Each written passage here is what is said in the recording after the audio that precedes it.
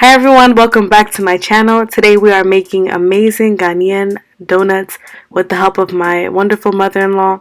Y'all, these are so delicious. They're served at every church function, weddings, anything. They're just amazing.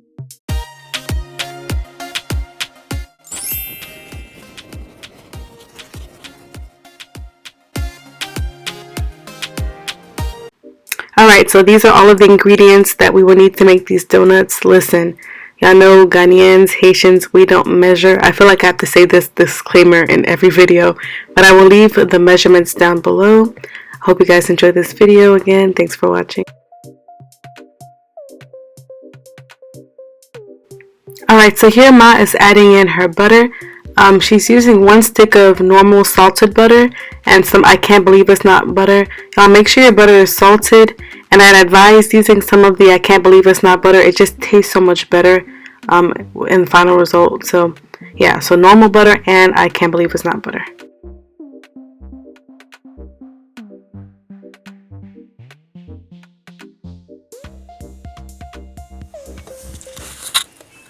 But sometimes the margarine have this. Now you're going to combine your butter and sugar using an electric mixer. I tried doing it without one before and it does not turn out as good, so definitely use one of these. Also, room temperature butter is best. It's easier to combine thoroughly.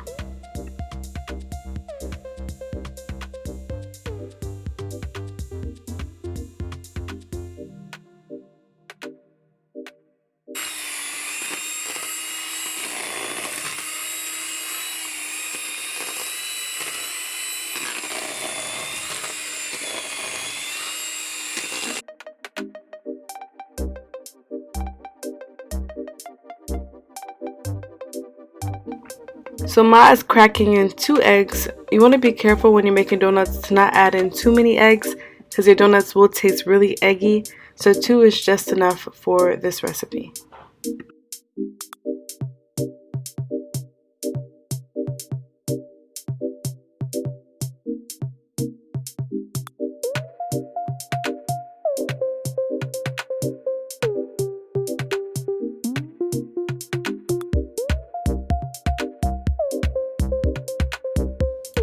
Now Ma is adding in the 2 ingredients that give a lot of flavor to this donut.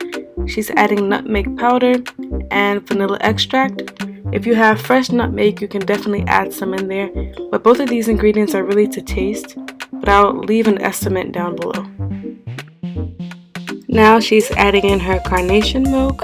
This one is going to be a rough estimate. I'm assuming it's about 1 cup and 1/4, but you'll definitely see the texture later on.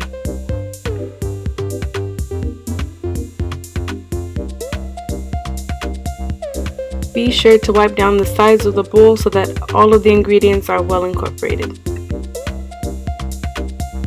Now she's adding in baking powder. You want to be careful with the baking powder. You don't want to add too much because it'll cause the donut to expand too much in the frying pan. Okay, so Ma is now adding in the flour a little bit at a time. You want to make sure you do it in small doses because if you add it all at once, it's all going to go flying in the air. So just a little bit at a time.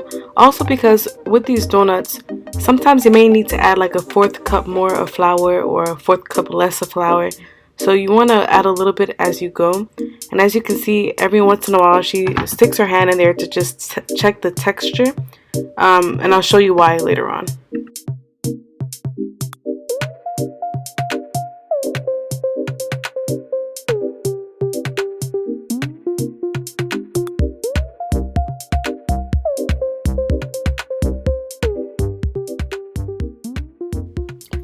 So here Ma checks the texture of the batter and she tries to form a ball as if she's making a donut, and it doesn't form well, so that's how you know you need to add in more flour.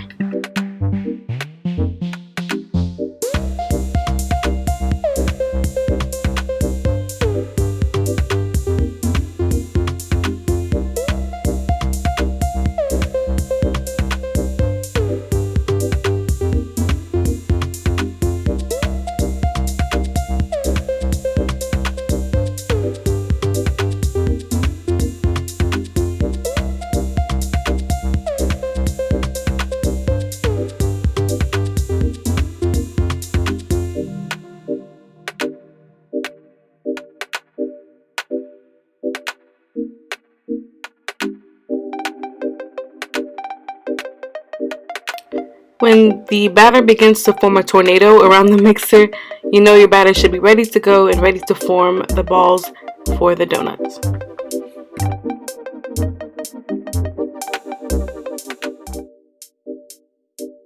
So here Ma's showing you how to form the dough ball. She gathers her index, middle finger, and ring finger and pushes it forward with her thumb in order to form a nice rounded dough ball.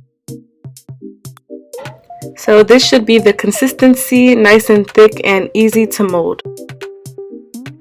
If you are unable to form the dough balls in your hand, you can definitely use a mini ice cream scoop to get those perfectly rounded donuts.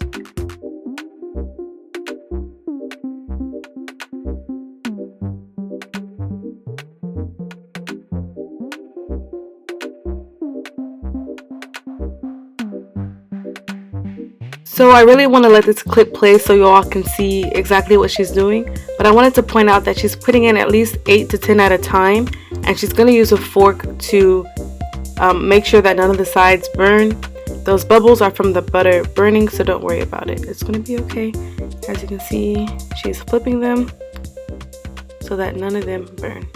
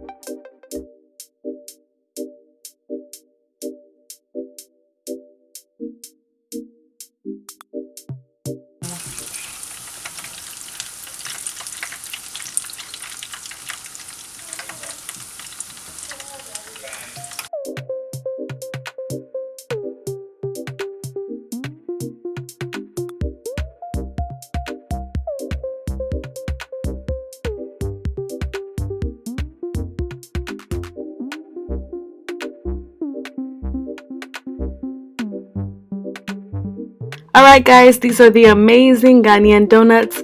A quick shout out to my wonderful mother-in-law for helping me film this video. Guys, these donuts are so good. I hope you try it. Please comment down below if you do.